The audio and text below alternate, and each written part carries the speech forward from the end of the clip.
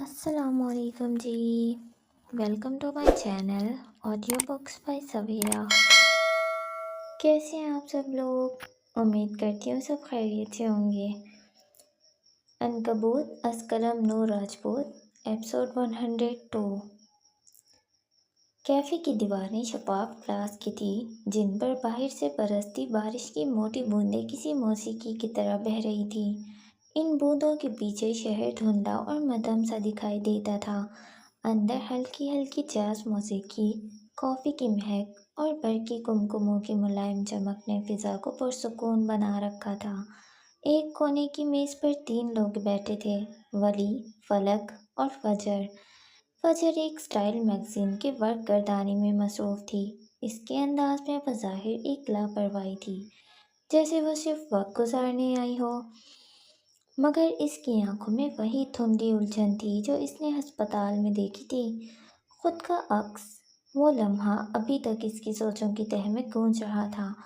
دوسری طرف فلک اور ولی آپس میں گپ شپ میں مشغول تھے، جیسے زندگی کسی خاص گرم کپ سے قہوے کی طرح گھونٹ گھونٹ پی جا رہی ہو۔ تم بہت اچھے ہو ولی، فلک نے کافی کا سپ لیتے ہوئے کہا۔ اپنی بیوی کی ساری باتیں مانتے ہو؟ ولی نے ابرو اچکائے۔ اگر اتنا ہی اچھا ہوں تو رخصتی میں ہیلپ کر دیں، میں اپنی بیوی کو لے کر اسکاٹ لینڈ جانا چاہتا ہوں۔ فجر نے میگزین سے نظریں نہیں ہٹائیں، مگر لبوں پر ہلکی سی جنبش پیدا ہوئی۔ کیا پتہ رخصتی کے بعد تم بدل جاؤ، فلک نے مسکراہٹ ضبط کرتے ہوئے کہا۔ مجھے اپنی جان بہت پیاری ہے، مرنے کا کوئی شوق نہیں ہے۔ اس نے جان بوجھ کر ڈرامائی انداز اپنایا اور فجر کی طرف دیکھا جو اب بھی خاموشی سے ورق پلٹ رہی تھی۔ نہیں، پھر تمہیں فجر کریلے اور ٹینڈے کھلائے گی۔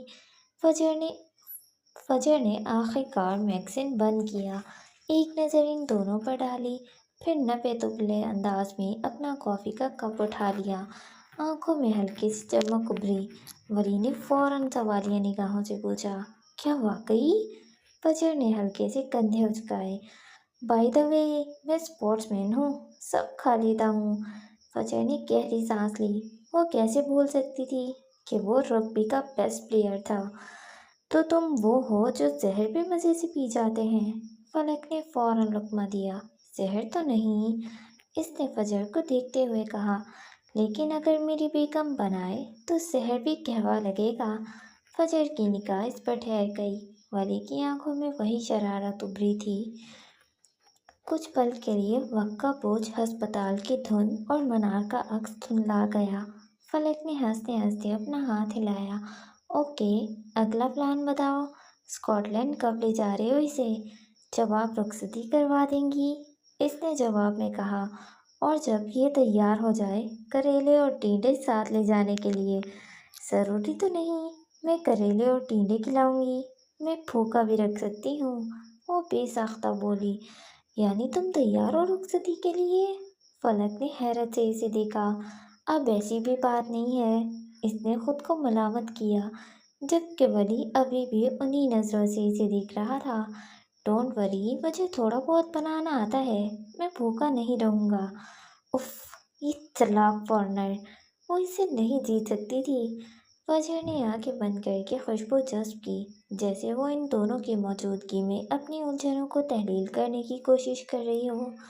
باہر بارش کی رمجھم جاری تھی اور کیفے کے اندر زندگی کی ہنسی ٹھہر کر بیٹھ گئی تھی۔ اگست کا مہینہ تھا۔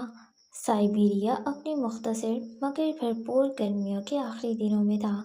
برف کا کہیں نام و نشان نہ تھا، بلکہ جہاں تک نظر جاتی دیودار اور صنوبر کے گھنے جنگلات کا ایک لامنتہی سلسلہ پھیلا ہوا تھا۔ شام کے گہرے ہوتے سائے ان سرسبز درختوں کو مزید پراسرار بنا رہے تھے، اور ولا کی بڑی کھڑکیوں سے نظر آنے والا منظر کسی جنگلی اور انچھوئی خوبصورتی کی تصویر پیش کر رہا تھا۔ یہ رئیس اورنگزیب کا نیا ٹھکانہ تھا۔ اس نے یہ جگہ خود چنی تھی۔ اسے یہ زمین پسند تھی کیونکہ یہاں ہیرے تھے، اور وہ خود ایک ہیرا تھا، سخت، قیمتی اور بے رحم۔ اسے یہاں کے الگ تھلگ جزیروں جیسے علاقے بہت پسند تھے، مگر پچھلے 15 دنوں سے یہی تنہائی اسے ایک قید محسوس ہو رہی تھی۔ ولا کے اندر وہ ایک سیاہ چمڑے کی آرام چیئر پر بے حس و حرکت بیٹھا تھا۔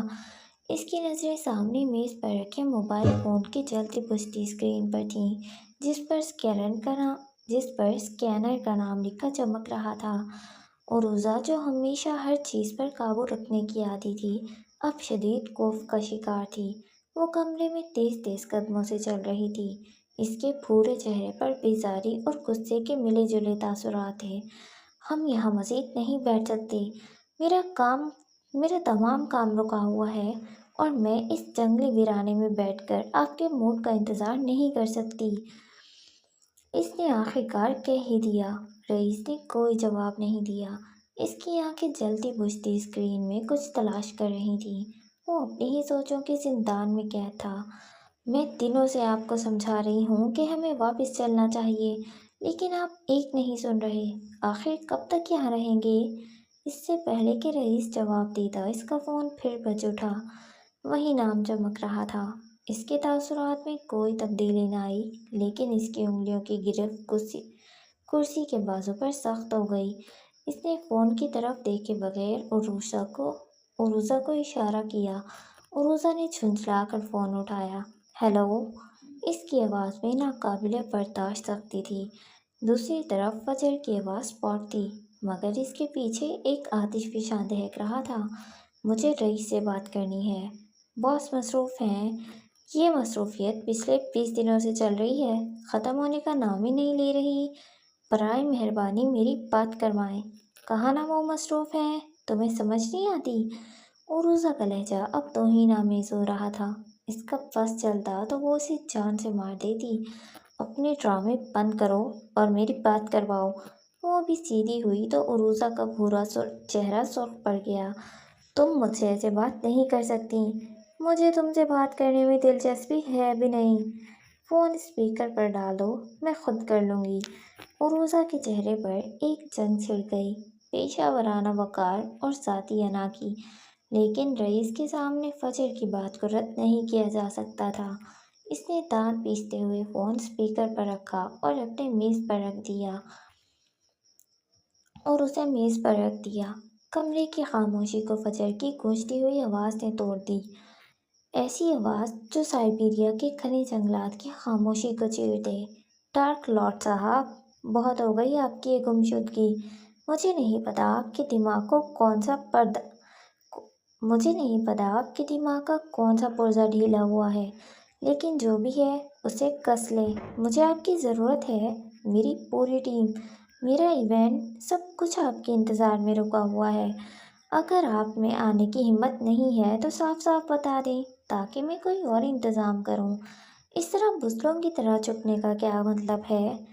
کال کے آخر میں اس کا لہجہ اتنا تیز اور کاٹدار تھا جیسے اس نے 20 دنوں کا سارا زہر ایک ہی سانس میں اگل دیا ہو۔ پھر ایک گہرا سناٹا چھا گیا۔ ایک نئی زندگی چاروں جانب دوڑ گئی۔ اسے رئیس کی ضرورت تھی۔ اس نے کہا، اسے رئیس کی ضرورت ہے۔ کال کٹ چکی تھی، لیکن الفاظ ہوا میں تیر رہے تھے۔ عروضہ کا چہرہ غصے سے سرخ ہو چکا تھا۔ اس سے پہلے کہ وہ کچھ کہتی، رئیس اپنی جگہ سے اٹھا۔ اس کے چہرے پر کوئی تاثر نہیں تھا، لیکن اس کی چال میں ایک نئی قطعیت تھی۔ وہ سکون سے اپنے ٹریول بیگ کی طرف بڑھا جو کونے میں پڑا تھا۔ اسے کھولا اور دھیرے دھیرے اس میں کپڑے رکھنا شروع کر دیے۔ یہ دیکھ کر عروضہ زندگی میں پہلی بار جیسے پھٹ پڑی۔ اب آپ جا رہے ہیں؟ میں آپ کو کب سے کہہ رہی تھی واپس چلنے کے لیے، آپ نے میری ایک نہیں سنی، اور اس عورت کے ایک بلاوے پر آپ بھاگے جا رہے ہیں۔ I just hate her۔ وہ آپ پر کیسے حکم چلا سکتی ہے؟ اس کی اوقات کیا ہے؟ اور آپ نے اسے یہ سب کہنے دیا؟ رئیس، جو اپنا بیگ بند کر چکا تھا، سکون کے ساتھ اس کی طرف مڑا۔ اس کے چہرے پر ایک پراسرار مسکراہٹ تھی، شکست خوردہ بھی اور فاتح بھی۔ اس نے بہت دھیرے سے کہا، جیسے کوئی راز بتا رہا ہو، اس نے بلایا ہے عروضہ، جانا تو پڑے گا۔ عروضہ نے بے یقینی سے اسے دیکھا۔ لیکن وہ سے اس طرح وہ وہ کیسے حکم چلا سکتی ہے؟ رئیس نے اس کی بات کاٹ دی۔ اس کی آواز اب پہلے سے بھی زیادہ گہری اور پرسکون تھی۔ اس نے کھڑکی سے باہر پھیلے سبز اندھیرے کو دیکھا اور پھر جیسے خود سے مخاطب ہو کر بولا، وہ چلا سکتی ہے، وہ فجر میں راج ہے، وہ مجھ پر راج کرتی ہے۔ یہ جملہ کمرے کی ہوا میں کسی قرار کی طرح ٹھہر گیا۔ سائبیریا کی کھڑکیوں کے پار اندھیرا گہرا ہو رہا تھا اور جنگل کی وحشی خاموشی چھا رہی تھی۔ روزا اسے تعصب سے دیکھتے ہوئے واک آؤٹ کر گئی اور رئیس کے اندر اس سبز ویرانے میں ایک چراغ جل اٹھا تھا۔ کمرہ نیم تاریکی میں ڈوبا ہوا تھا، مگر دیوار پر لگی متعدد اسکرینز کی چمک نے اسے ایک سائنسی فلم کا سا تاثر دیا ہوا تھا۔ ہر اسکرین پر ایک الگ زاویے سے کوئی ویڈیو فیڈ جاری تھی، کہیں کوئی عمارت، کہیں کسی گلی کا منظر، کہیں کسی گھر کی سیڑھیاں، اور ایک اسکرین پر ایک عورت کے دھندلے خدوخال جس کے گھنگھرالے بال ہوا میں لہرا رہے تھے۔ دیواروں پر نوٹس بورڈز لگے تھے جن پر دھاگوں سے جڑی فائلیں، تصاویر اور ہاتھ سے لکھے گئے چند رمزاویزاں تھے۔ مجھے نہیں پتا یہ کیا ہوتا ہے۔ فضا میں عجیب سا سکوت تھا، جیسے یہاں وقت بھی سانس روکے بیٹھا تھا۔ کمرے کے بیچ میں ایک چرمی کرسی پر جنید بیٹھا تھا، تھکا ہوا، جھنجھلایا ہوا، اور ایک چھوٹی میز کے کونے پر کوہنی ٹکائے بیزاری سے ولی کو گھور رہا تھا، جو سیاہ پولو شرٹ اور بیگی کارگو پینٹ پہنے، بال پیچھے جمائے، ایک ہاتھ میں کولڈ کافی کا مگ تھامے کمرے کے ایک کونے میں کھڑا تھا۔ اس کی نظریں اسکرینز پر تھیں، سرد، بے تاثر اور اتنی گہری کہ سامنے کیمرے میں بھی ان کے آگے دھندلے پڑ جائیں۔ وہ جتنا ہنستا اور بولتا دکھائی دیتا تھا اتنا ہی کم کھلتا تھا، اور جو کچھ بولتا تھا وہ ہمیشہ بعد میں کسی واقعے کی بنیاد بنتا تھا۔ میں تو سمجھا تھا تمہارا ماموں اور تمہاری بیوی یہ عفریت ہیں، تم تو ان سے بھی بڑے عفریت نکلے ولیم، تم بہت بڑے ڈیش ہو۔ جنید کی آواز میں خفگی سے زیادہ بے بسی تھی، جیسے اسے اپنی بے اختیاری کا شدت سے احساس ہو رہا ہے۔ ولی کی مسکراہٹ ابھری، لیکن وہ دل کو بہلانے والی مسکراہٹ نہیں تھی۔ وہ ایسی تھی جیسے کسی نے ابھی ایک چال چلی ہو اور وہ نتیجے کا مزہ لے رہا ہو۔ وہ ہمیشہ سب سے آخری چالنے والا دکھائی دیتا تھا، مگر شطرنج کی بساط پر وہ پیادہ تھا جو راہ بدلتے ہی وزیر بن جاتا تھا، خطرناک، ناقابل پیشن گوئی اور فیصلہ کن۔ کم از کم دھوکے باز نہیں ہوں، وہ دھیرے سے بولا۔ فرض کرو میری بیوی کو پتہ چل گیا کہ تم منار میں سونیا سلطان کے کہنے پر آئے تھے، تو وہ تمہارا کیا حل کرے گی؟ تمہارا کیریئر تباہ۔ جنید کا چہرہ تپتے ہوئے سوال سے پگھلنے لگا۔ ہاں، لیکن میں نے منار کو کبھی دھوکہ نہیں دیا، میں نے سونیا سلطان کو منع کر دیا تھا۔ ولی نے جواب نہیں دیا، بس ایک نظر جنید پر ڈالی، وہ نظر جو سادہ دکھائی دیتی تھی، لیکن اس کے پیچھے درجنوں فیصلے، تجزیے اور خدشات چھپے ہوئے تھے۔ وہ عام نظر آتا تھا کیونکہ وہ چاہتا تھا لوگ اسے عام سمجھیں، مگر جو ایک بار اس کی نظر میں آ جائے وہ کبھی ویسا نہیں رہتا جیسا پہلے تھا۔ تم پر کون یقین کرے گا؟ ولی نے کولڈ کافی کا مگ لبوں سے لگایا۔ اس کا لہجہ نرم تھا مگر ہر لفظ نوکدار۔ تم میرے ساتھ یوں نہیں کر سکتے، بھول گئے؟ میں نے تمہاری کورٹ میرج میں ہیلپ کی تھی، تبھی تو تم یہاں بیٹھے ہو، تبھی تمہیں موقع دے رہا ہوں۔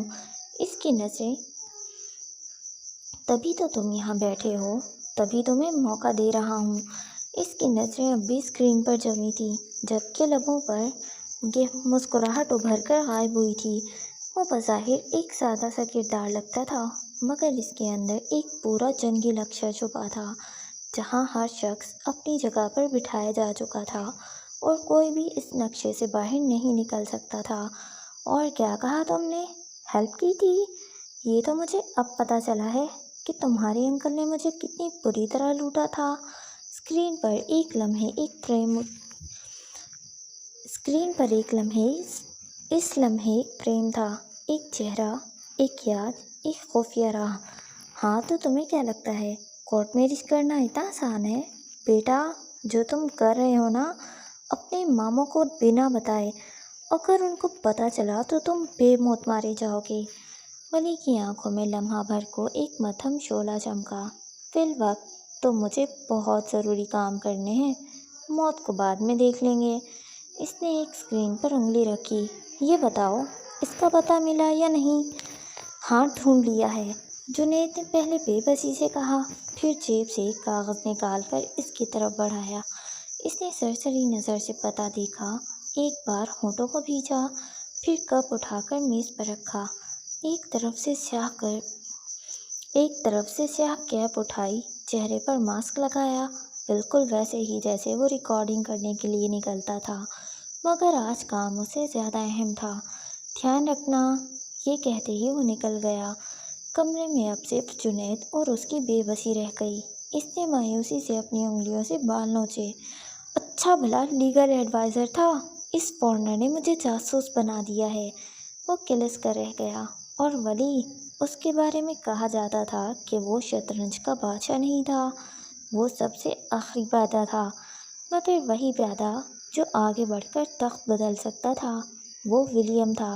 वली भी, वो ज़मीन था, आसमान भी। बाप 11। शहर की सरगोशियों में पलता सांप। कहा जाता है कुछ शहरों की रगों में सिर्फ रोशनी नहीं, राज भी दौड़ते हैं। ये शहर वही है जिसने कभी सच को जिंदा दफन होते देखा और झूठ को ताज पहने। मगर आज किसी ने इन रगों में जहर घोला है और सरगोशियों ने शोर मचाना सीख लिया है। कहीं दूर एक हंसी गूंजी है जो हंसी नहीं, ऐलान था। एक औरत ने ख्वाब में जलते पतंगे देखे। एक बच्चा अचानक बोल उठा कि माँ, शहर के नीचे कोई सांप पलता है। और एक साया शहर की छतों पर चल रहा है, बगैर कदमों की चाप के। दिलों में, लफ्ज़ों में, दीवारों में तराड़ें पड़ने लगी हैं। कुछ चेहरों की नकाबी सरकने को हैं, कुछ मोहब्बतें अपनी ही लाशों पर रोने वाली हैं। कयामत का 5वां घुड़सवार, वो शायद इंसान नहीं, लम्हा है, जो आ जाए तो हर रिश्ता आईने की तरह चटक जाता है। शहर अब खामोश नहीं रहा, शहर अब बोलेगा, और जो सुनेगा वो कभी वैसा नहीं रहेगा। आज वही शहर लाहौर बारिश में भीगा, सर झुकाए कांपता सा खड़ा था। मगर ये बारिश शाम नहीं थी, ये उस दिन जैसी बारिश थी जब तारीख ने पहली बार सच को दफन होते देखा था। आसमान पर बिजली गूंजी तो शहर का जर्रा जर्रा हैबत से लरस गया। फिजा में एक मुहिब बेनाम लर्जिश उभरी, जैसे ज़मीन खुद अपनी हड्डियों पर एक पुराने दर्द की टीसें महसूस कर रही हो। इस गरजती फिजा के बीच एक स्याह जेट बादलों का सीना चीरता हुआ धीरे धीरे नीचे उतर रहा था। जेट के पीछे आसमान में बादलों की चीखें थीं और नीचे शहर की सांसें रुकी हुई थीं। इसके कॉकपिट में पायलट मुकम्मल सकूत में था, मगर पीछे जेट के ऐन वस्त में बाईं तरफ बेशुमार स्क्रीनों की नीली रोशनी में उरूजा बैठी थी। इसकी तेज़ उंगलियां कीबोर्ड पर यूं दौड़ रही थीं जैसे कोई साजिंदा अपने सांस पर आखिरी धुन छेड़ रहा हो। रईस की सल्तनत की निगरानी, इमारतों की फ्रीक्वेंसीज, मोबाइल नेटवर्क्स, हत्ता के सैकड़ों कैमरों के रुख तक इसके ताबे थे। और वहाँ जेट के आखिरी दरवाजे के करीब खिड़की के सामने वो शख्स खड़ा था जिसे लोग बादशाह कहते थे। 42 साला मर्द, जिसके चेहरे पर वक्त के निशानात नहीं, फैसलों की धार थी। वो जिसकी आंखें शतरंज के बादशाहों जैसी थीं, हर चाल सोच लेने वाली, हर जाविया देख लेने वाली, जिसकी खामोशी किसी ऐलान जंग की मानिंद थी।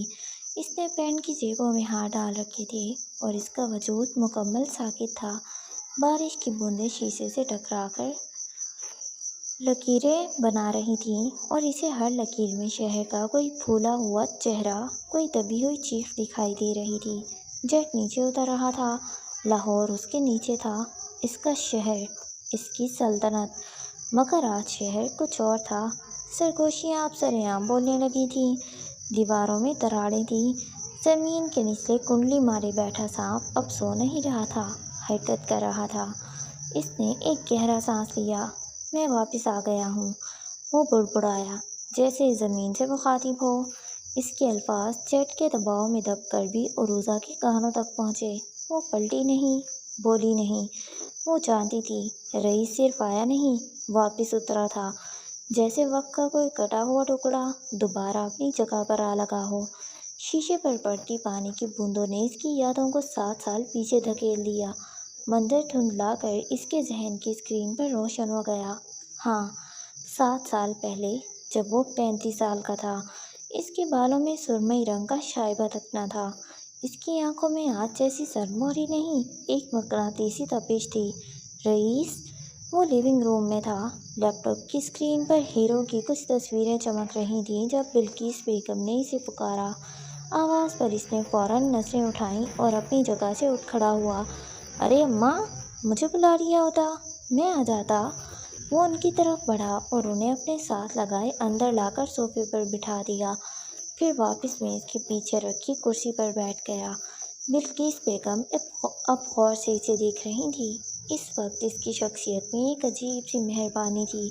وہ ایسا تھا کہ اسے دیکھتے رہنے کو دل کرتا تھا، کہیں کوئی خلل نہیں پڑتا تھا۔ بلقیس بیگم نے کئی دعائیں پڑھ کر اس پر پھونکی۔ کیا بات ہے، آج کچھ بولیں گی نہیں؟ وہ ایک نظر انہیں دیکھتا اور ایک نظر اسکرین کو۔ میں چاہتی ہوں تم شادی کر لو۔ انہوں نے ہمیشہ کی طرح اپنی خواہش پیش کی۔ کتنا ارمان تھا ان کا، ایک بار اپنے بیٹے کے سر پر صحرا دیکھنا چاہتی تھی۔ یہ سن کر اس کے لبوں پر ایک استہزائیہ مسکراہٹ ابھری۔ مجھے لگا تھا آپ کوئی نئی بات کریں گی۔ اس نے تعصب سے سر ہلایا۔ یہ بات بہت ضروری ہے، تم شادی کر لو رئیس، لیکن فلک سے نہیں۔ انہوں نے بات ادھوری چھوڑی۔ رئیس نے سوالیہ نظریں اٹھا کر انہیں دیکھا۔ منار کی بہن سے؟ ان کی بات پر پہلے تو رئیس کے چہرے پر شدید حیرت ابھری اور پھر وہ بے ساختہ ہنس دیا۔ وہ ہنس رہا تھا، اس کی ہنسی میں تمسخر تھا۔ میں آج معراج الدین کے گھر ہو کر آئی ہوں۔ ترنم کی بیٹی 18 کی ہو گئی ہے۔ میں چاہتی ہوں تم اپنے اور اس کے درمیان اس دشمنی کے رشتے کو بدل دو۔ تم مجھ سے شادی کر لو۔ رئیس مسکراہٹ ضبط کرنے کی ناکام کوشش کرتے ہوئے اپنی ماں کو دیکھ رہا تھا، جو اس وقت اسے دنیا کی سب سے بھولی خاتون لگ رہی تھی۔ ہاں، میں جانتی ہوں تم اسے اپنے بدلے کی بھینٹ چڑھانا چاہتے ہو، مگر اس کا اس میں کیا قصور ہے؟ بھول جاؤ سب اور اس سے شادی کر لو۔ کیا ہو گیا ہے آپ کو؟ اس کی ہنسی یکدم سنجیدگی میں بدلی۔ اپنے سے آدھی عمر کی لڑکی سے شادی کر لوں؟ 17 سال چھوٹی ہے مجھ سے۔ ہمارا صرف ایک رشتہ ہے، دشمنی کا۔ مستقبل میں وہ مقتول ہوگی اور میں قاتل، اور آپ چاہ رہی ہیں میں اس سے شادی کر لوں؟ وہ اپنی جگہ سے اٹھ کھڑا ہوا، پینٹ کی جیبوں میں ہاتھ ڈالے وہ اب انہیں دیکھ رہا تھا۔ اس کی بات سنتے ہی بلقیس بیگم کا دل کانپ اٹھا۔ کیسی باتیں کر رہے ہو رئیس؟ خدا کا خوف کھاؤ، وہ تو آپ لوگوں کو نہیں آتا۔ پچھلے سال سے سن رہا تھا کہ فلک سے شادی کر لو، فلک 18 کی ہو گئی ہے، اور اب آپ اچانک یہ معراج الدین کی بیٹی والا بکسا کھل کر بیٹھ گئی ہیں، جس سے میرا دور دور تک ایسا کوئی رشتہ نہیں ہے۔ میں ہنسوں نہیں تو کیا کروں؟ وہ چلتا ہوا ان کے قریب آیا۔ بلقیس بیگم اسے دیکھ رہی تھی۔ ترنم نے اپنی بیٹی کو بچپن سے یہی سکھایا ہے کہ وہ تمہاری امانت ہے۔ اسے یہی بتایا ہے کہ ایک دن ایسا کرنے کو میں نے نہیں کہا تھا۔ انہیں اپنی بیٹی کو سچ بتانا چاہیے تھا کہ ایک دن موت کا سوداگر آئے گا اور اسے مار ڈالے گا۔ وہ استہزائیہ ہنسا۔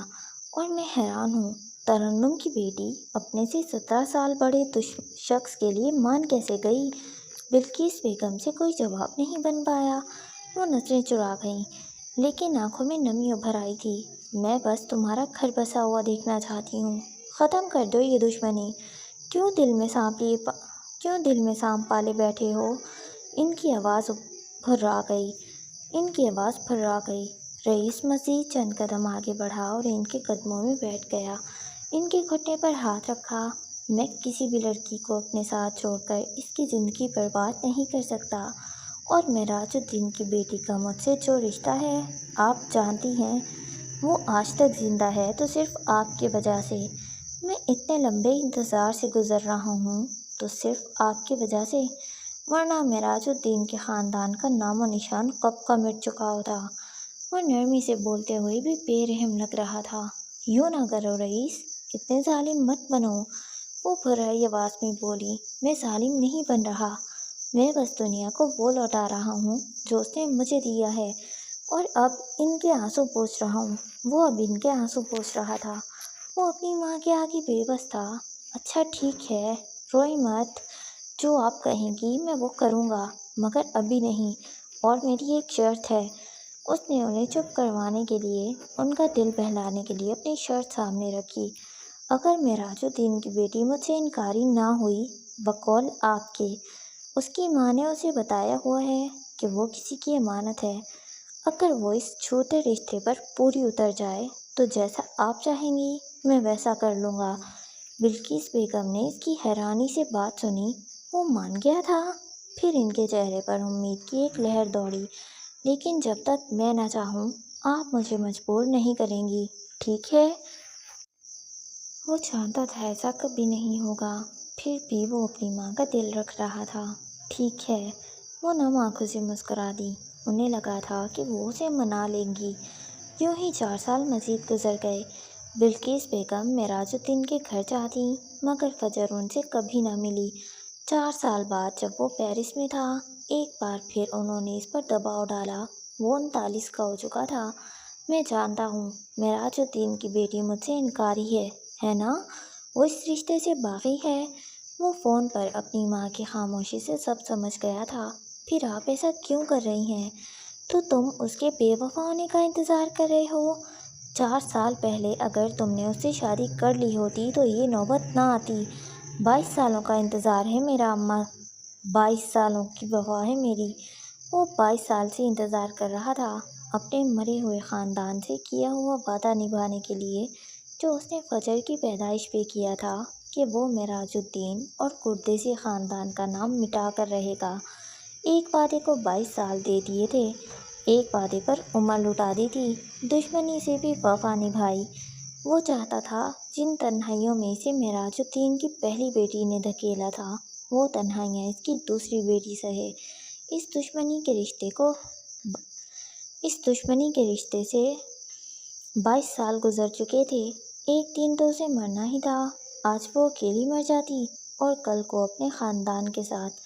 اگر اس نے کہیں شادی کر لی، گھر بسا لیا، وہ سوچتا تھا پورے خاندان کو ختم کرنے میں زیادہ سکون ملتا۔ ماں کے سامنے یوں بنتا تھا جیسے اسے اس رشتے سے بہت فرق پڑتا ہے۔ اداکار جو ٹھہرا۔ کبھی کبھی کہانیاں ویسی نہیں ہوتی جیسی دکھائی جاتی ہیں۔ کہانیوں کا اگر ایک رخ دکھایا جائے تو دوسرا دیکھنے کی کوشش کرنی چاہیے، اور کہانی کا دوسرا رخ یہ تھا۔ فجر معراج کا رئیس اورنگزیب سے بس ایک رشتہ تھا، دشمنی کا، مستقبل کا قاتل اور مقتول۔ رئیس اورنگزیب کے نام 2 عورتوں کو کیا گیا تھا، منار مراج اور فلک عالمگیر۔ فجر معراج ان میں کہیں بھی نہیں تھی۔ کم بخت 2 منگیتریں ہونے کے باوجود سنگل رہ گیا تھا۔ پھر بلقیس بیگم بیمار رہنے لگیں۔ بیٹے کا غم انہیں کھا رہا تھا، مگر اس پیرس والے واقعے سے پہلے کچھ ہوا، اور جو بھی ہوا تھا، کچھ مہینے پہلے ترنم بیگم نے ان پر دباؤ ڈال دیا تھا، کیونکہ فجر ارسل کو پسند کرنے لگی تھی۔ جس دن ارسل کے ماں باپ نے فجر کو ٹھکرایا، اگلے ہی دن ترنم بیگم نے بلقیس بیگم کو بلا بھیجا۔ رئیس پینشن میں ایک بار پھر سے سرد جنگ چھڑ گئی تھی۔ تم نے کہا تھا تم میری بات مانو گے رئیس، اب وقت ہے۔ اماں میں یہ نہیں کر سکتا۔ 39 سال کا شخص ایک 22 سالہ لڑکی سے کیسے شادی کر لے، وہ بھی اس لڑکی سے جس کی بہن نے میرا سب کچھ چھین لیا۔ میں اپنی نظروں میں نہیں گر سکتا، میں اپنے پیاروں سے دھوکہ نہیں کر سکتا۔ بالآخر اداکاری ختم کرنی پڑی۔ آخر کب وہ اس رشتے کا بوجھ لٹکائے پھرتا؟ تم اسے مار سکتے ہو، شادی نہیں کر سکتے؟ بلقیس بیگم خفا ہو گئیں۔ میں رشتے نہیں بدلا کرتا، آپ جانتی ہیں، میرا اس سے کوئی رشتہ نہیں کہ میں شادی کر لوں۔ اور جو وعدہ آپ نے مجھ سے لے رکھا ہے اس کے بعد میں اسے نقصان کیسے پہنچا سکتا ہوں؟ صرف آپ کی وجہ سے بے بس ہوں، ورنہ وہ آج زندہ نہ ہوتی اور نہ ہی گردیزی خاندان۔ وہ بے بس تھا بھی، بدلہ صرف تباہی لاتا ہے۔ وہ معراج الدین کے گھر جانے کو تیار تھیں، موسم ابر آلود تھا۔ میں نے دل سے اسے تمہارے ساتھ جوڑ دیا ہے۔ میرا اس سے دل کا رشتہ کیسے ہو سکتا ہے؟ وہ اپنی ماں کو سمجھاتا کہ وہ اپنے اصولوں سے پیچھے نہیں ہٹ سکتا تھا۔ اس نے تعجب سے اپنی ماں کو دیکھا۔ میں اب تمہاری نہیں سنوں گی، میں شادی کی تاریخ طے کرنے جا رہی ہوں۔ وہ کمر پر ہاتھ رکھے بس انہیں دیکھتا رہ گیا اور پھر پیکا سا ہنس دیا۔ آپ اپنی یہ خوشی بھی پوری کر لیں، لیکن میں اپنے اصولوں سے نہیں پھرنے والا۔ وہ یہ کہہ کر واک آؤٹ کر گیا تھا، مگر وہ واقعی نہیں جانتا تھا کہ اس کی ماں کی خوشی کبھی پوری نہیں ہوگی، کیونکہ جس روز بلقیس بیگم اس کے رشتے کی تاریخ پکی کرنے معراج الدین کے گھر پہنچی تھی، اسی دن فجر معراج کو اسکاٹ لینڈ سے آئے ایک لاؤبالی لڑکے کے عقد میں دے دیا گیا تھا۔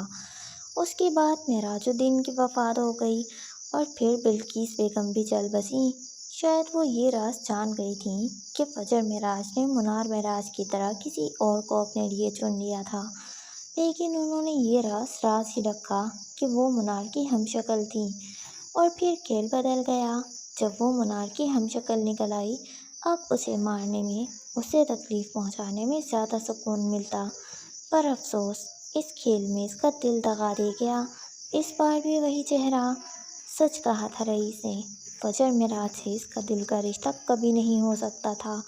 پہلے وہ اس کے مارنے والوں میں شامل تھا اور اب وہ شاید اس کے بچانے والوں میں ہو جاتا۔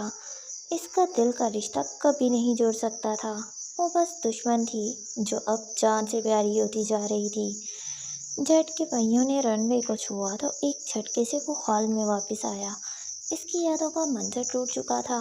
اس کی آنکھوں میں اب ماضی کی تپش نہیں، ہال کی برفانی سرد مہری تھی۔ جیٹ رک چکا تھا۔ بارش کی گرج کے درمیان شہر نے پہلی بار ایک آواز سنی، ایسی جو باہر نہیں، اندر گونجی تھی۔ رئیس اورنگزیب 22 دنوں بعد لوٹ آیا تھا، وہ جو محبت کو سہ سکتا تھا مگر اس کے سامنے جھک نہیں سکتا تھا، وہ جس کے ہونٹ کم آنکھیں زیادہ بولتی تھیں، وہ جسے توڑنے کے لیے دشمن کو پہلے خود ٹوٹنا پڑتا تھا، اور اب شہر اسے پکار رہا تھا۔ جیٹ کا دروازہ کھلا، لاہور کی گیلی ٹھنڈی ہوا اس کے چہرے سے ٹکرائی، نقابیں سرکنے لگیں، راز سانس لینے لگے۔ ان رازوں میں چھپا سانپ کنڈلی مارے بیٹھا تھا، وہ باہر نکل آیا تھا۔ منار معراج اس کے انتظار میں بیٹھی تھی اور وہ آ گیا تھا۔ سیاہ مرسڈیز بارش کے پانی کو چیرتی ہوئی رئیس مینشن کے وسیع گیٹ کے اندر داخل ہوئی۔ گاڑی کے ٹائروں کی آواز کے سوا ہر طرف ایک گہرا سکوت طاری تھا۔ سنگ مرمر کا وسیع و عریض فرش، اونچی چھتیں اور ہر شے پر جمی خاموشی اس حویلی کی ہیبت اور اس کے مالک کے مزاج کی عکاسی تھی۔ رئیس نے گاڑی سے اتر کر اندر قدم رکھا تو ملازمہ اسے دیکھتے ہی سہم کر بھاگ آئی۔ اس کے چہرے پر خوف اور احترام کے ملے جلے تاثرات تھے۔ صاحب، یہ آپ کے لیے آیا تھا۔ اس نے لاؤنج کے وسط میں رکھی میز کی جانب اشارہ کیا جہاں سرخ اور سفید گلابوں کا ایک شاہانہ گلدستہ دھرا تھا۔ ان پھولوں کا وجود انتہائی غیر متوقع اور چونکا دینے والا تھا۔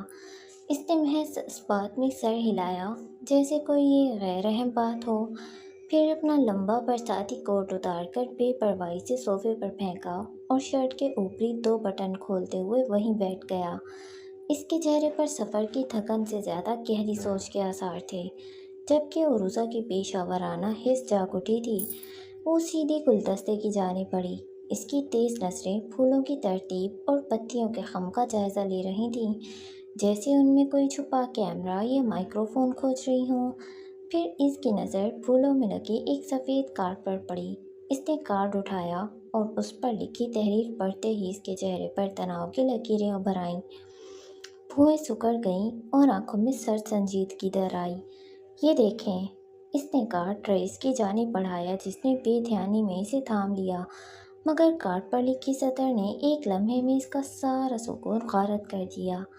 ایک دشمن جان سے پیارا ہے، بالآخر رئیس اورنگزیب کا دشمن پر دل آ ہی گیا۔ رئیس کو اپنا سانس سینے میں اٹکتا محسوس ہوا۔ اس کے مضبوط ہاتھ میں پکڑا وہ چھوٹا سا کارڈ جیسے لوہے کا بن کر رہ گیا۔ پیشانی پر ڈھیروں بل پڑ گئے۔ کیا بکواس ہے یہ! وہ ایک جھٹکے سے اپنی جگہ سے اٹھ کھڑا ہوا۔ آواز میں دبی دبی گرج تھی۔ اس نے ان جذبات کو تو خود سے بھی چھپایا تھا۔ عروسہ اور مراد کے علاوہ کوئی نہیں جانتا تھا۔ پھر یہ کیسے ممکن ہوا؟ اس نے غصے سے کارڈ اپنی مٹھی میں بھینچ کر مروڑ دیا۔ تبھی میز پر رکھا اس کا فون بج اٹھا۔ اسکرین پر پرائیویٹ نمبر جگمگا رہا تھا۔ رئیس نے عروسہ کی جانب دیکھا جس نے آنکھوں کے اشارے سے فون اٹھانے کو کہا۔ اس نے کال وصول کرتے ہوئے اسپیکر آن کر دیا، جبکہ عروسہ کی انگلیاں تیزی سے اپنے ٹیبلٹ پر حرکت کرنے لگیں۔ وہ کال ٹریس کرنے کی کوشش میں تھی۔ ویلکم بیک رئیس اورنگزیب، ویلکم بیک۔ فون کے دوسری طرف سے ایک نسوانی آواز ابھری، مگر وائس چینجر کے استعمال کی وجہ سے وہ مشینی اور بے جذبات محسوس ہو رہی تھی۔ امید ہے آپ کو میرا تحفہ مل گیا ہوگا۔ پھول پسند آئے؟ ویسے تو آپ کو ہیرے پسند ہیں، جو آپ کے پاس پہلے ہی بہت ہیں، اور ڈارک سٹارز کے بعد تو آپ کو ہیرے دینا آپ کی توہین ہوگی۔ وہ ایسے بات کر رہی تھی جیسے اس کی زندگی کی ہر تفصیل سے واقف ہو۔ رئیس نے اپنے تاثرات پر قابو پا لیا۔ مجھے اچھا لگتا اگر تم خود سامنے آ کر مجھے یہ پھول بھیجتیں۔ چھپ کر وار کرنے والے لوگوں سے شدید نفرت ہے مجھے۔ دوسری طرف سے ایک دھیمی ہنسی کی آواز آئی۔ سامنے بھی آؤں گی نا، اس سے پہلے تمہاری کمزوری کو مٹھی میں کرنا ہے۔ تمہیں لگتا ہے میں عورتوں کو اپنی کمزوری بننے دوں گا؟ وہ اسے باتوں میں الجھا کر وقت حاصل کر رہا تھا تاکہ عروسہ اپنا کام مکمل کر سکے۔ ایک عورت، ایک چہرہ۔ وہ پھر سے ہنسی۔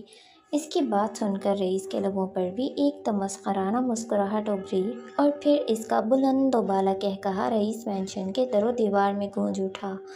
اس کے قہقہے میں اب سردی اتر آئی تھی۔ کبھی کبھی سانپ کو اس کے بل سے باہر نکالنے کے لیے اسے یہ یقین دلانا پڑتا ہے کہ اس کی بنیاد مضبوط ہو چکی ہے۔ میرے ایک عمل سے میرا دشمن خود باہر نکل آیا ہے۔ جسے تم میری کمزوری سمجھ رہی ہو، وہ تمہیں بے نقاب کرنے کا ایک ذریعہ تھا۔ اب یہ تو پتہ چل گیا کہ میری دشمن ایک عورت ہے۔ ماننا پڑے گا، پلان تم اچھے بناتی ہو۔ اس کا انداز ایسا تھا کہ ایک پل کے لیے دوسری جانب مکمل خاموشی چھا گئی۔ صورتحال کو پلٹنا اسے خوب آتا تھا، اور عین اسی لمحے عروسہ کی اسکرین پر لوکیشن ٹریس ہو چکی تھی، مگر اسے دیکھتے ہی اس کی انگلیاں ساکت ہو گئیں۔ اس کے چہرے پر ناقابل بیان حیرانی کی ایک لہر دوڑ گئی، جسے اس نے اگلے ہی پل کمال مہارت سے چھپا لیا۔ پورے نقوش تناؤ سے سکڑ گئے۔ چلو دیکھتے ہیں کون پہلے گھٹنے ٹیکتا ہے۔ یہ کہہ کر فون بند کر دیا گیا۔ رئیس نے سوالیہ نظروں سے عروسہ کی جانب دیکھا۔ عروسہ نے تھوک نگلتے ہوئے نفی میں سر ہلایا۔ اشارہ تھا کہ وہ ناکام ٹھہری تھی، حالانکہ اس کے ٹیبلٹ کی اسکرین پر اسی مینشن کی لوکیشن جگمگا رہی تھی۔ کال یہیں سے کی گئی تھی۔ اس نے بے ساختہ سر اٹھایا۔ بالائی منزل پر زینوں کے اوپر زرتاش اپنی ویل چیئر پر بیٹھی نظر آئی۔ تم لوگ آ گئے؟ وہ جیسے پوچھ رہی تھی، اس نے ماحول پر چھائی سنجیدگی کو محسوس کرتے ہوئے دوبارہ پوچھا۔ سب ٹھیک ہے؟ سب ٹھیک ہے زری، رئیس نے ایک گہرا سانس لیتے ہوئے جواب دیا۔ کھانا لگواؤں؟ اس نے پھر سے پوچھا۔ نہیں، رئیس نے اپنی پیشانی مسلتے ہوئے جواب دیا۔ عروسہ کی نظریں ایک پل کو زرتاش سے ٹکرائیں۔ ان نظروں میں بہت کچھ تھا، شک، حیرت اور ایک انجانا خوف۔ زرتاش اپنی ویل چیئر موڑتی ہوئی واپس پلٹ گئی، جبکہ عروسہ اندر تک ساکت تھی۔ کیا وہ زرتاش تھی؟ وہ اپنے بھائی کے ساتھ ایسا کیوں کرے گی؟ کچھ دیر کی گہری خاموشی کے بعد عروسہ کی آواز ابھری۔ باس؟ وہ اس کی جانب پلٹا۔ اگر آپ چاہتے ہیں کہ آپ کے دشمن اس لڑکی کو آپ کے خلاف استعمال نہ کریں، تو آپ کو اسے دوری بنانا ہوگی۔ اس کی آواز آہستہ مگر ٹھہری ہوئی تھی۔ ہمیں اب یہی ظاہر کرنا ہے کہ یہ محبت کا ڈھونگ آپ نے اپنے دشمن کو سامنے لانے کے لیے ہی رچایا تھا، اور ہو سکے تو اسے سارے رشتے ختم کر لیں۔ رئیس نے کچھ دیر خالی نظروں سے اسے دیکھا اور پھر گہری سوچ میں ڈوبتے ہوئے آہستہ سے سر ہلا دیا۔ رات کی بارش نے لاہور کے چہرے کو دھو کر اجلا تو کر دیا تھا، مگر فضا میں پھیلی دہشت کو نہ مٹا سکی تھی۔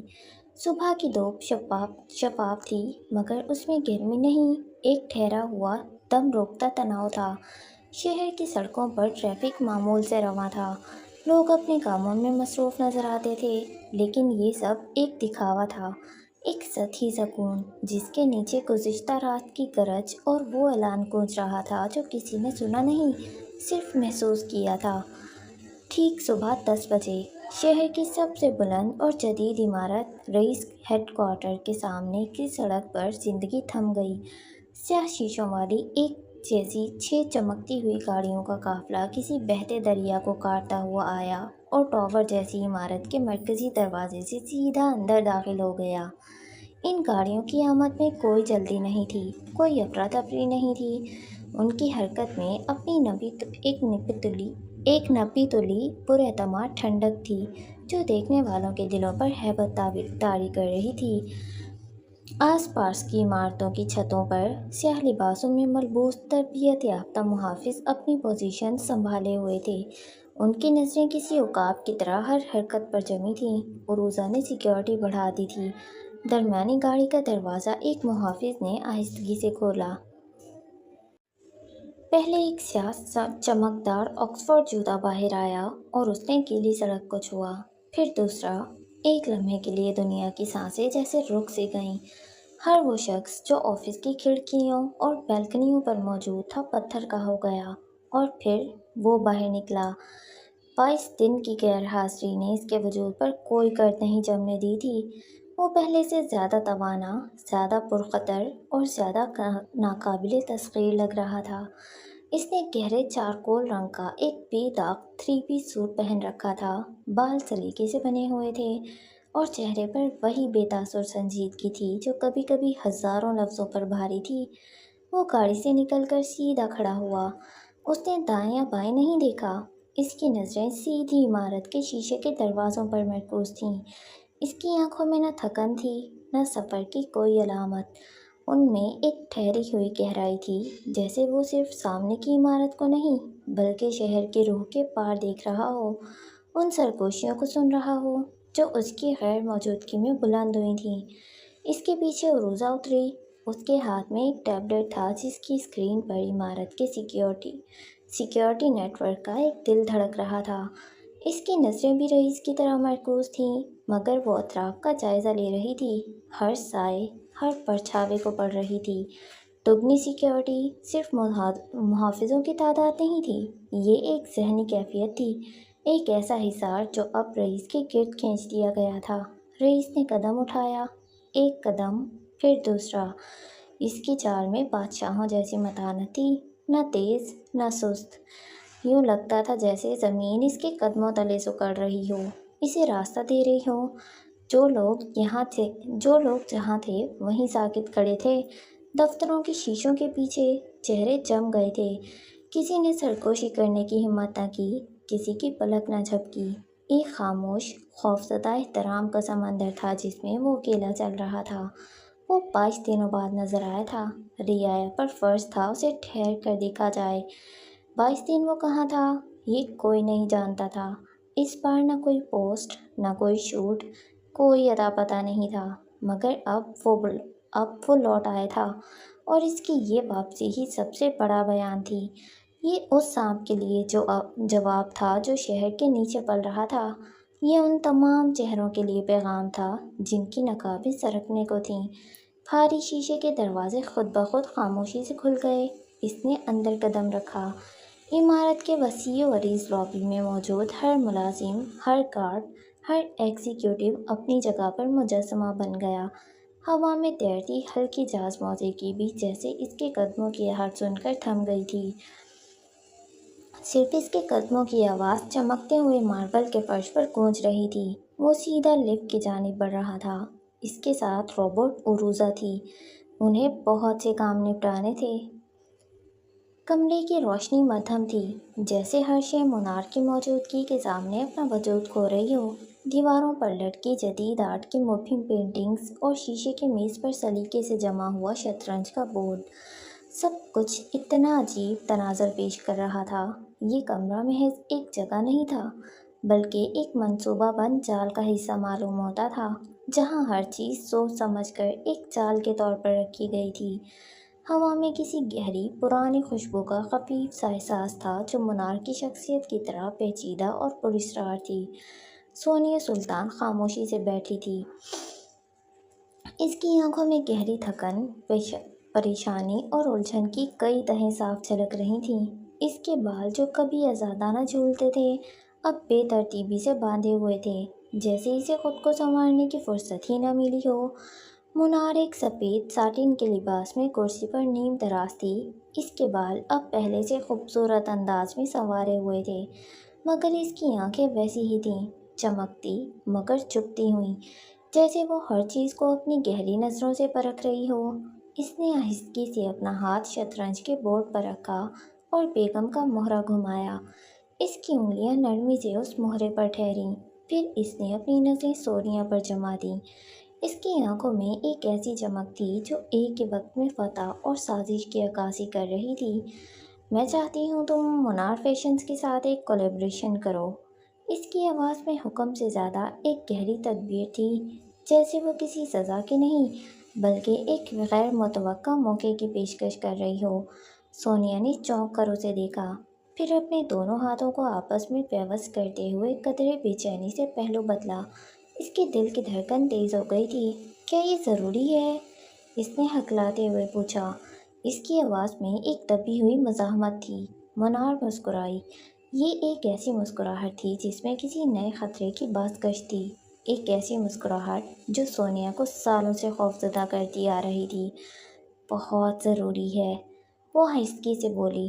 میں ان سب کو اپنی آنکھوں کے سامنے رکھنا چاہتی ہوں، خاص طور پر فجر کو۔ سونیا کو ہونٹوں پر تناؤ کی لکیریں ابھر آئیں۔ فجر میرے ساتھ کام نہیں کرے گی منار، اس نے سچائی کے ساتھ کہا۔ وہ فجر کی شخصیت سے بخوبی واقف تھی۔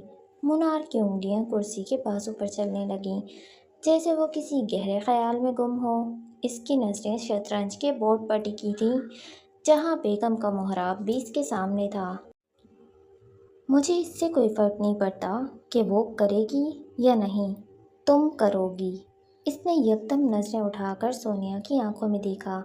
اس کے لہجے میں ایک سرد، غیر متزلزل عزم تھا۔ سونیا نے دانت بھینچ کر سر جھکایا، پھر آہستہ سے بولی، اور اگر میں انکار کر دوں؟ اس کی آواز میں ایک خوفناک خاموشی تھی۔ منار نے گردن تھوڑی سی جھکا کر اسے دیکھا، جیسے کسی بچے کے بے معنی ضد سن رہی ہو۔ اس کے چہرے پر ایک اداس سی مسکراہٹ پھیل گئی۔ تو تم شہرام کو دوبارہ کبھی نہیں دیکھو گی، نہ اس کی آواز، نہ اس کی سانس، نہ زندہ، نہ باقی کچھ۔ اس کے آخری الفاظ ایک ٹھنڈی لہر کی طرح سونیا کے جسم میں دوڑ گئے۔ اس نے اس کے دل کو مٹھی میں جکڑ لیا۔ لکس کو تو بھول ہی جاؤ۔ ایک خاموش، گھٹن زدہ لمحہ دونوں کے درمیان پھیل گیا۔ سونیا کا رنگ اڑ چکا تھا۔ پھر منار اٹھ کھڑی ہوئی۔ اس کا لباس نرمی سے حرکت میں آیا، جیسے ہوا میں کوئی ریشمی پرندہ پرواز کر رہا ہو، مگر اس کی چال اب بھی ویسی ہی تھی، خطرناک حد تک دلکش، ایک شکاری کی چال۔ سونیا، اس نے آہستہ سے کہا، جیسے کوئی ماں کسی بچی کو بہلا رہی ہو۔ اس کی آواز میں ایک نرمی تھی جو اس کے الفاظ کے زہر کو چھپا رہی تھی۔ یہ کولیبریشن صرف ایک شراکت نہیں، ایک نظر ہے۔ میں دیکھنا چاہتی ہوں کہ میری دنیا کے کردار آج کہاں کھڑے ہیں۔ رئیس لوٹ آیا ہے، اور وہ دکھا رہا ہے جیسے کچھ بھی نہیں بدلا، مگر وہ جانتا ہے اس کی سلطنت میں کوئی تو آیا ہے، اور تم جانتی ہو جب میں آتی ہوں تو بہت کچھ لے جاتی ہوں۔ اس کے لہجے میں ایک گہرا غرور اور وارننگ کا ملاپ تھا۔ سونیا نے تھوک نگلا۔ اس کا حلق خشک ہو چکا تھا۔ پھر اس نے خود پر قابو پاتے کہا، کیا واقعی یہ صرف فجر کے لیے ہے؟ اس کے لہجے میں ایک دبی ہوئی امید تھی کہ شاید اسے کوئی راستہ مل جائے۔ منار کا چہرہ ایک لمحے کو سخت ہوا، اس کی آنکھوں میں ایک پراسرار چمک آئی، پھر وہ دھیرے سے مسکرائی، ایک ایسی مسکراہٹ جو اس کے ارادوں کی گہرائی کو چھپا رہی تھی۔ نہیں، یہ سب کے لیے ہے، فجر، رئیس، باقی سب، یہاں تک کہ تم بھی۔ اس نے اپنا ہاتھ اٹھا کر کمرے میں چاروں طرف اشارہ کیا۔ میں اس سب سے تھک گئی ہوں منار۔ سونیا کے لہجے میں اب تھکن کے ساتھ ایک بے بسی کی التجا تھی۔ اس کی آواز کانپ رہی تھی۔ میں تمہیں تھکا ہوا نہیں دیکھنا چاہتی۔ اس نے پیچھے پلٹ کر کھڑکی کی طرف دیکھا جہاں باہر رئیس کی شاندار عمارت کی روشنی پھیلی ہوئی تھی۔ اس کے ہونٹوں پر ایک پراسرار مسکراہٹ ابھری، جیسے اس کے ذہن میں کوئی گہرا راز پنپ رہا ہو۔ کاش وہ سب جانتے کہ وہ جس فجر کو بچانے کے لیے لڑ رہے ہیں وہ کبھی ان کی تھی ہی نہیں، کبھی کسی کی تھی ہی نہیں۔ اس نے دھیمی آواز میں سرگوشی کی۔ تم کیا کہہ رہی ہو؟ اس نے بے یقینی سے پوچھا۔ منار کے الفاظ اسے ہلا کر رکھ گئے تھے۔ وہ پلٹی اور اس کی آنکھوں میں وہی پرانا زہر تھا جو برسوں سے سونیا کو اندر ہی اندر زنگ لگا رہا تھا۔ اس کی نظروں میں ایک ایسی سچائی تھی جو خوفناک حد تک واضح ہوئی۔ کچھ لوگ خلا کی طرح ہوتے ہیں، وہ کسی کو نہیں ملتے، بس اپنے اندر سب کچھ نگل لیتے ہیں۔ فجر بھی ایسی ہی ہے، میں نے اسے ایسا بننے پر مجبور کیا ہے، اور اب میں چاہتی ہوں میری آنکھوں کے سامنے وہ سب کو نگل جائے۔ میں بات کروں گی، کوشش کروں گی، سونیا آہستگی سے بولی۔ اس کی آواز میں اب صرف شکست کا اعتراف تھا۔ منار نے دوبارہ شطرنج کا بادشاہ اٹھایا، مگر اس بار آہستگی سے، محبت سے، جیسے وہ ایک قیمتی خزانہ ہو۔ یہ مت کہنا تم نے کوشش کی سونیا، مجھے نتیجہ چاہیے۔ کوششیں کمزور لوگ کرتے ہیں۔ اس کے آخری الفاظ نے کمرے میں ایک گہرا سناٹا طاری کر دیا۔ کمرے کی خاموشی پھر سے پھیل گئی۔ شطرنج کے مہرے اب بھی اپنی جگہ موجود تھے۔